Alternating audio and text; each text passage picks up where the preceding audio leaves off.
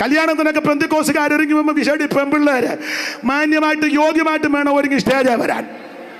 Beauty പാർലർക്കാർക്ക് ചിലപ്പോൾ ഇതൊന്നും ഇട്ടവല്ലായിരിക്കും. അവള് പറയും ഇങ്ങനെ വെച്ചാൽ മതി എന്ന്.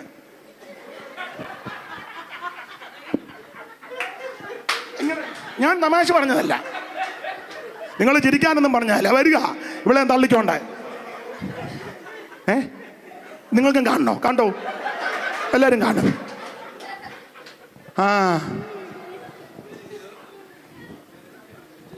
ഞാൻ ഇച്ചിരി പറഞ്ഞിട്ടേ ഉള്ളു, പറയണമല്ലോ.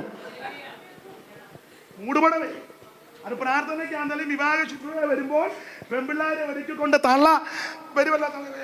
എന്നാ മാർച്ചാ? എനിക്ക് ഇംഗ്ലീഷ് ഭാഷമില്ല. പറഞ്ഞാത്ത് ബ്രൈഡൽ മാർച്ച്. മാർച്ചോ ഏപ്രിലോ ആയിക്കോട്ടെ.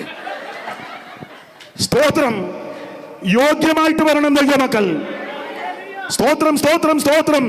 നേരും ചൊവ്വനും തുണി കൊടുത്തില്ലേ നിനക്ക് ഭൂതമാ. അതല്ലേ ഭൂതം പോയപ്പോഴല്ലേ സുബോധം വന്ന്. സുബോധം വന്ന് അവൻ വസ്ത്രം ധരിച്ചെന്ന് എഴുതി വെക്കുന്നത്. ദൈവമക്കൾ ലജ്ജാശീലത്തോടും സുബോധത്തോടും കൂടെ തങ്ങളെ അലങ്കരിക്കണം. യോഗ്യമായ വസ്ത്രം ധരിക്കണം.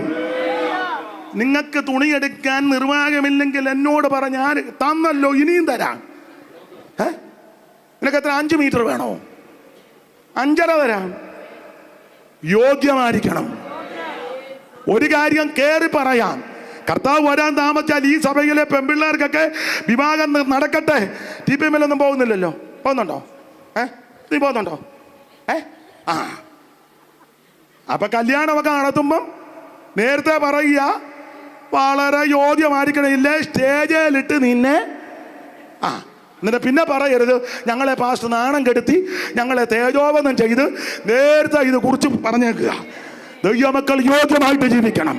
മറ്റുള്ളവരെങ്ങനെ നമ്മുടെ വിഷയമല്ല, അവരെങ്ങനെയാന്നുള്ള നമ്മുടെ വിഷയമല്ല. നീ ദൈവ പൈതല. Praise the Lord, praise the Lord. ഇവന് സുബോധം പൂണ്ട് വസ്ത്രം ധരിച്ച് അവന് വിടുതൽ കിട്ടി. അത് കഴിഞ്ഞ് കർത്താവ് മുമ്പോട്ട് യാത്ര ചെയ്ത് തിരിച്ച് ഇക്കരയ്ക്ക് വന്ന് മുമ്പോട്ട് വരുമ്പോഴാ നമ്മുടെ കുഞ്ഞുമോക്ക് സൗഖ്യം ഉണ്ടാകുന്നേ. ഏതാ? നമ്മുടെ തെക്കയിലെ കുഞ്ഞുമോളല്ല, കുഞ്ഞു മകളെന്നാണ് എഴുതിയേക്കുന്നത്. ഞാൻ കുഞ്ഞോളെന്നങ്ങ് പറഞ്ഞതേ ഉള്ളൂ. അപ്പോൾ കുഞ്ഞുമോക്ക് സൗഖ്യം കൊടുത്തു. കുഞ്ഞുമോടെ സൗഖ്യത്തിന് ഇങ്ങോട്ട് വരുമ്പോൾ 12 സംവത്സരം രക്തസ്രവക്കാരിക്ക് സൗഖ്യം കൊടുക്കുന്നത്. അപ്പൊ കുഞ്ഞുമോടെ വിഷയത്തിന് വിടുതൽ കൊടുക്കാൻ വന്ന് രക്തസ്രവക്കാരിക്ക് സൗഖ്യമാക്കി തിരിച്ച് യേശു വന്നപ്പോൾ ആള് വന്ന് പറയുക, ഗുരു ഇനിയും കുഞ്ഞോടെ വീട്ടിലോട്ടൊന്നും പോകണ്ട, കുഞ്ഞോള് മരിച്ചെന്ന്. കുഞ്ഞുമോള് മരിച്ചു. യേശു ആ വാക്ക് കാര്യമാക്കി.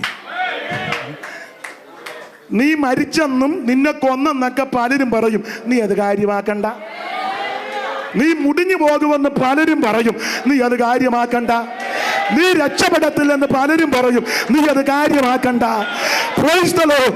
നിനക്ക് ഇനി ആയുസ്സില്ലെന്ന് പലരും പറയും, നീ അത് കാര്യമാക്കണ്ട. പ്രാണന്റെ മേൽ അധികാരമുള്ളവൻ, ജീവന്റെ മേൽ അധികാരമുള്ളവൻ, ആയുസ്സിന്റെ മേൽ അധികാരമുള്ളവൻ, സകലത്തിന്മേൽ അധികാരമുള്ളവൻ.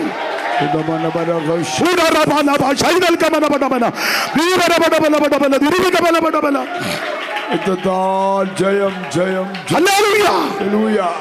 യേശു ആ വാക്ക് എന്നാന്നറിയാമോ? കുഞ്ഞ് മരിച്ചെന്ന് യേശു കാര്യമാക്കിയില്ല. കാരണം അങ്ങോട്ട് ചെല്ലുന്നവൻ ജീവന്റെ ഉടയവനാ, ജീവന്റെ മേൽ അധികാരമുള്ളവനാ, ഭൂമൂതിയപ്പോൾ ജീവശ്വാസം വരുത്തിയവനാ. മണ്ണുകൊണ്ട് മെടഞ്ഞ് മനുഷ്യനെ നിർമ്മിച്ചവന്റെ മൂക്കിൽ ജീവശ്വാസം ഊതിയവനാ അങ്ങോട്ട് ചെല്ലുന്നത്. ജീവന്റെ മേൽ അധികാരമുള്ളവനാ. നിങ്ങളൊന്നും കാര്യമാക്കരുത്. ഡോക്ടർമാര് പറഞ്ഞു കാണും അധിക നാളില്ല. ഇപ്പൊ ഈ അസുഖമൊക്കെ ചെല്ല് പറഞ്ഞ് വലിയ ക്രെഡിറ്റില്ല. അത് ക്രെഡിറ്റാ എന്ന് പറഞ്ഞാൽ, പാസ്റ്റേ ഡോക്ടർ ചാണ്ടി പറഞ്ഞത് 1,00,000 പേരിൽ ഒരാൾക്ക് ഈ രോഗം. അപ്പം നീ 1,00,000 പേരും എടുക്കാനായി. ചുമ്മാ ഇരുന്ന് ഡോക്ടർ ചാണ്ടി പറഞ്ഞു 1,00,000 പേർക്കിൽ ഒരാൾക്ക്.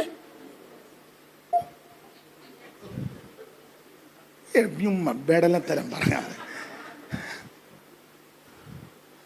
പിന്നെ ഡോക്ടർ പറഞ്ഞു ഇത് വന്നവരാരും അങ്ങനെ രക്ഷപ്പെട്ടിട്ടില്ലെന്നാ. ഞങ്ങൾ അച്ചായനെ അറിയിച്ചിട്ടില്ല, ഞങ്ങൾ പുറത്ത് നിന്നിത് ചർച്ച ചെയ്യുക. ഇത് വന്നവരാരും അങ്ങനെ. എടാ നീ ഇതൊന്നും കാര്യമാക്കരുത്. ഞാൻ വൈദ്യശാസ്ത്രത്തിനെതിരല്ല. ചിലപ്പോൾ സ്കാൻ ചെയ്തപ്പം രക്തം പരിശോധിച്ചപ്പോൾ അവരുടെ രീതിയിലുള്ള പരിശോധനകൾ നടത്തിയപ്പോഴൊക്കെ ശരിയായിരിക്കാം, എതിരല്ല. പക്ഷേ യേശു ഇതൊന്നും കാര്യമാക്കിയില്ല. നിന്റെ പ്രാണൻ അവിടുത്തെ ജീവഭാണ്ഡത്തിൽ കെട്ടപ്പെട്ടിരിക്കുക. ദൈവം അറിയാതെ നിന്റെ ജീവൻ പോകത്തില്ല. ദൈവം അറിയാതെ നിന്റെ പ്രാണൻ പോകത്തില്ല.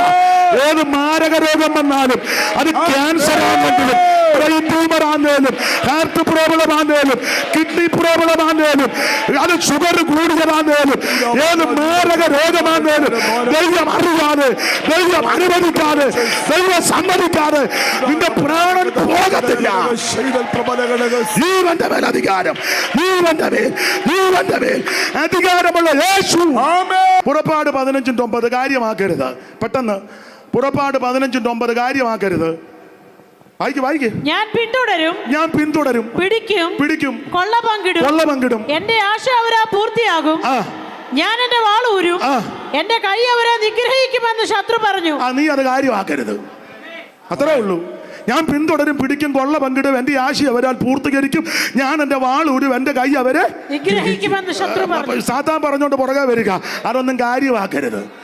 നിന്നെ കൊല്ലും, തിന്നും, വെട്ടും, പിടിക്കുമെന്നൊക്കെ പറയും. പക്ഷേ നീ അത് കാര്യമാക്കണ്ട. കാരണം പറയാ, തകർക്കുന്നവൻ നിനക്ക് മുമ്പായി പുറപ്പെടുന്നുണ്ട്. തകർക്കുന്നവൻ നിനക്ക് മുമ്പായി പുറപ്പെടുന്നുണ്ട്. നിനക്ക് മുന്നേ ദൈവം ദൂതനെ വിട്ടിട്ടുണ്ട്. അതുകൊണ്ട് നീ അത് കാര്യമാക്കരുത്. Praise the Lord. Praise the Lord. Praise the Lord. ഒരു വാക്യം കൂടെ വായിച്ചേ, ഞാൻ വിസ്തരിക്കുന്നില്ല. വാക്യം അങ്ങ് പറ.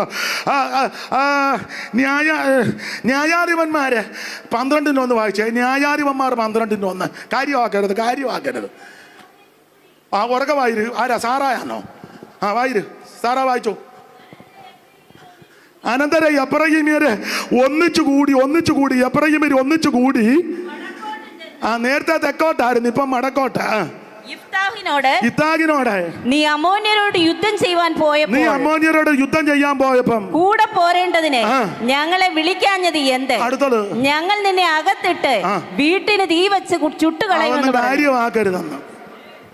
ഞങ്ങൾ നിന്നെ അകത്തിട്ട് നിന്റെ വീടിന് അതൊന്നും കാര്യം, നിന്നെ കത്തിക്കുമെന്നൊക്കെ ചെല്ല് പറയും. സ്തോത്രം. അതൊന്നും നീ കാര്യമാക്കരുത്. ഇത് ആരോടാ പറഞ്ഞേ? ഇഫ്താഹിനോട്. വിസ്തരിക്കുന്നില്ല. തീച്ചൂളക്കകത്തൂടെ വന്നവനാ ഇഫ്താഹ്, ഇല്ലയോ? Price the Lord.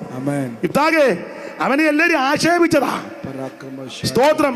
വേശ്യാപുത്രനാ, കൊള്ളുകയല്ല, സ്റ്റാൻഡേർഡ് ഇല്ല, മിടുക്കില്ലെന്നൊക്കെ പറഞ്ഞ് ആക്ഷേപിച്ചു. അവൻ പിന്നെ അങ്ങ് ഓടിപ്പോയി ഉടക്കം ഉണ്ടാക്കണ്ടെന്ന് ഓർത്ത്. പക്ഷേ സമയമായപ്പോൾ അവനെ ദൈവം കൊണ്ടുവന്നു. ശത്രുവിനെ ഒതുക്കി ജയം ദൈവം കൊടുത്തു. അപ്പോൾ എബ്രാഹിമിന് പറയുക, നീ ഞങ്ങളോട് എന്നെ വിളിക്കാതെ പോകുന്നത്, നിന്നെ ഞങ്ങൾ വരയ്ക്കാത്തിട്ട് ചുട്ടുകളെ. ഹൃദയം പറഞ്ഞു കാണും. അല്ല, ഇഫ്താഹ് പറഞ്ഞ എന്നാ കത്തിക്ക്. ബാക്കി പാര് ഞാൻ വിവരിക്കുന്നില്ല. ഇതൊന്നും നീ കാര്യമാക്കരുത്. ബാല മരിച്ചു പോയി, കാര്യമാക്കണ്ട. പിന്തുടരും, പിടിക്കും, കൊള്ള പങ്കിടും, വാളൂരും എന്നും കാര്യമാക്കണ്ട. സ്തോത്രം. നിന്നെ പെരയ്ക്കകത്തിട്ട് കത്തിക്കും, അതൊന്നും നീ കാര്യമാക്കണ്ട. സ്തോത്രം. വേറൊരുത്തനോട് പറഞ്ഞ് അതുകൂടെ വായിച്ചങ്ങ് നിർത്താം. അറിവുള്ള വാക്യമായി ശൗമേലിന്റെ 1-ാം പുസ്തകം 17-ാം അധ്യായത്തിന്റെ 43 മുതലുള്ള തിരുവെടുത്ത് വായിച്ചു. അറിവുള്ള വാക്യമാണല്ലോ. ആമേൻ. സ്തോത്രം. ഗോലിയാത്ത് പറഞ്ഞത് വായിച്ചേ. ഫെലിസ്ത്യൻ ദാവീദിനോട്, നീ വടികളുമായിട്ട് എൻ്റെ നേരെ വരാൻ ഞാൻ. പുള്ളിക്കാരനെ അറിയാം പുള്ളി ഇതാന്ന്. പിന്നെ വായിച്ചോ.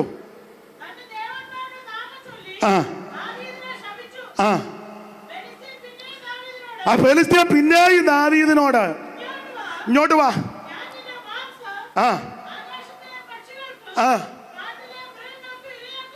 ഇതൊന്നും നീ കാര്യമാക്കണ്ടെന്ന് എന്ന് പറഞ്ഞാൽ ഫെലിസ്ത്യമെല്ലാം പറയാ, നിന്നെ തുണ്ടം നുറുക്കി ആകാശത്തിലെ പറവജാതിക്കും കാറ്റിലെ മൃഗങ്ങൾക്ക് എരയാക്കി എറിയുമെന്നാ ഇവൻ പറഞ്ഞത്. നീ അത് കാര്യമാക്കരുത്. കാരണമുണ്ട്. ദാവീദിനൊന്നറിയാ, അവൻ എൻ്റെ കൈകളെ പോരിനായിട്ടും എൻ്റെ വിരലുകളെ യുദ്ധത്തിനായിട്ട് അഭ്യസിപ്പിച്ചിരിക്കുക. നിന്നെ പറക്കുന്ന ഒരു ദൈവമുണ്ട്, നിന്നെ സൂക്ഷിക്കുന്ന ഒരു ദൈവമുണ്ട്. ഹല്ലേലൂയ. ഇതൊന്നും നീ കാര്യമാക്കരുത്. കാര്യമാക്കരുത്. അല്പസമയം എല്ലാവരും ദൈവത്തെ മഹത്വപ്പെടുത്തിയാട്ടെ. ഇതൊന്നും കാര്യമാക്കരുത്. ശത്രുവിന്റെ വെല്ലുവിളി കാര്യമാക്കരുത്. ശത്രുവിന്റെ വെല്ലുവിളി കാര്യമാക്കരുത്. ശത്രുവിന്റെ വെല്ലുവിളി കാര്യമാക്കരുത്.